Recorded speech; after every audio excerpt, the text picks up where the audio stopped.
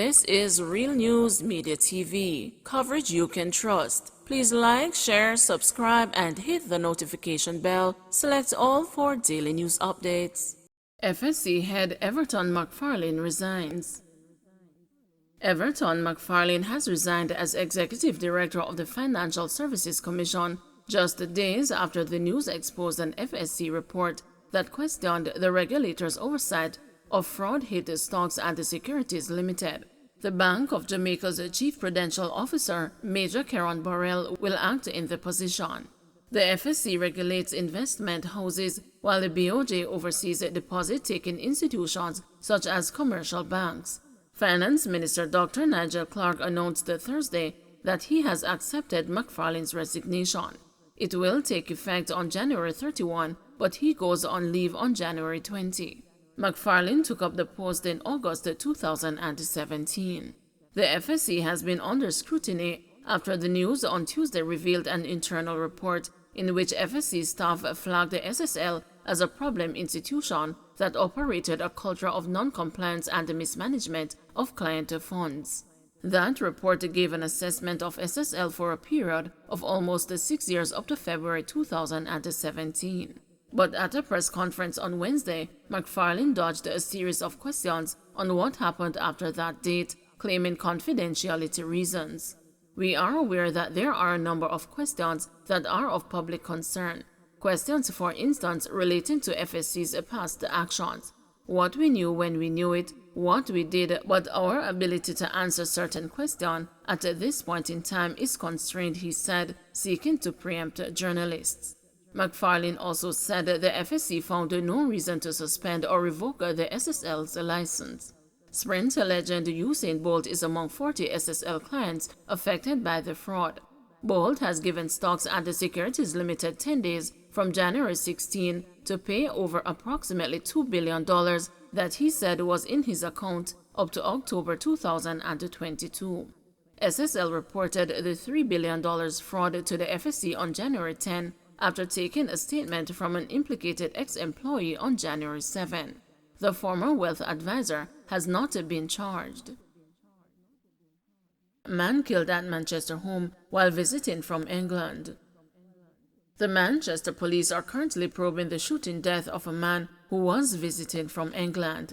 The deceased has been identified as 48-year-old Michael Brown of Miketown District, Manchester, and Waterford, England addresses. According to police reports, approximately 12:20 a.m. Thursday, Brown went to an unfinished section of his house in the community and was pounced upon by gunmen. Brown sustained gunshot wounds to his upper body. He was rushed to the Mandeville Regional Hospital, where he subsequently succumbed to his injuries. This brings to 5 the number of murders recorded in the parish since the start of the year.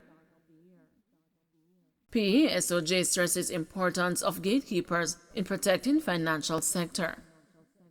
The private sector organization of Jamaica is reiterating the importance of the gatekeeper's role in protecting the financial sector from instances of misappropriation, misconduct, or illegal activity. The organization's comments are in relation to ongoing investigations into fraudulent activities at financial institutions. The PSOJ says these activities are of grave concern given the devastating effects corporate wrongdoing can have on all areas of society. The group says it acknowledges and welcomes the creative steps being pursued by the affected institutions and the respective regulatory and oversight bodies. It wants a speedy and fulsome communication to the public on the results of these remedies. The group is also calling for the government to take urgent steps to fully empower the relevant agencies and oversight bodies to address all shortcomings related to the detection, prosecution, and deterrence of fraud under the Financial Institutions Act, Bank of Jamaica Act, and the Proceeds of Crime Act. It says the ongoing efforts to identify and prosecute employees who breach the confidence and the trust of clients are of paramount importance. Oily mouth shot and killed in Portmore. A St. Catherine man was shot and killed in his community of Portmore Lane on Monday night. The deceased has been identified as 59-year-old Clive Givons, otherwise called the Oily Mouth. Reports from the Portmore police are that about 7:15 p.m., Givens was walking along the roadway when he was pounced upon by unknown assailants who opened the fire, hitting him multiple times in his upper body. Givens was transported to the hospital where he was pronounced dead. At wake for mom and son crash victims, Prime Minister appeals to motorists to slow down. Prime Minister Andrew Holness is again appealing for motorists to take greater care on the nation's roads to preserve lives. He made the call while at a wake for Tamika Peart and her son Jelani Wright on Olympic Way in his St. Andrew West Central constituency on Wednesday night. Peart, 40, and Wright, 17, died from injuries sustained after the vehicle in which they were traveling crashed and overturned along Mandela Highway last week. Peart's 12-year-old son, Caron J. Sutherland, is a lone survivor of the crash, which occurred as the family traveled from Olympic Gardens to their Cedar Grove St. Catherine home. We, as a people, have to be far more careful in how we use our roads, Holness said, flanked by Peart's grief-stricken son, Karen J., and her mother, Kathleen Sadler. I am using this platform to appeal to all Jamaicans who are road users. Please use our roads carefully. It will save your life, the Prime Minister said. A record of 488 people were killed in traffic crashes in Jamaica in 2022, according to the Ministry of Transport's Road Safety Unit. The 488 people killed in 2022 came in one more than the previous record of 487 who perished in motor vehicle collisions in 2021. St. Elizabeth man charged following shooting incident. The police have arrested and charged a St. Elizabeth man following a shooting incident in Lovers Lane, Newtown, St. Elizabeth on Sunday. He is 37-year-old George Brown, otherwise called Zango, of Lovers Lane in the parish. Brown is charged with the possession of a prohibited weapon, unauthorized possession of ammunition, use of a prohibited weapon to commit an offense, shooting with intent, and the malicious destruction of property. It has been reported that about 9:15 p.m. Sunday, Brown allegedly opened gunfire at the occupants of a Nissan AD wagon. They all managed to escape injury. A report was made and an investigation launched. Brown was arrested less than 24 hours later and charged following an interview.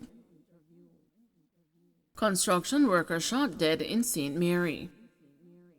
A St. Mary man who the police claim was on their radar for alleged involvement in criminal activities was fatally shot in Aracabessa in the parish on Wednesday.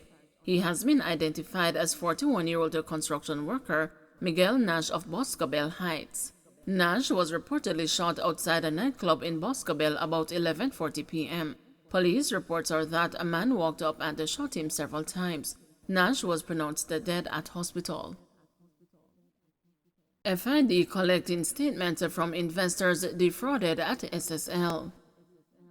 The news was informed that investigators from the Financial Investigation Division were busy on Thursday collecting statements from investors whose accounts were defrauded at the Stocks and Securities Limited. A senior investigator told the news that a number of statements have been collected over the last week, adding that the cops are making progress in the probe. He said investigators are not yet in a position to call in the wealth advisor at the center of the probe. The FID and the Fraud Squad unit have for the last 2 weeks been investigating a multi-million US dollar fraud scheme at the investment firm. It's alleged that about 40 investors have been fleeced. Olympian Usain Bolt is said to have been defrauded of US $12.7 million. Stocks and Securities Limited is now under the temporary management of the Financial Services Commission. Don't forget to like, share, subscribe, and hit the notification bell. Select all for daily news updates.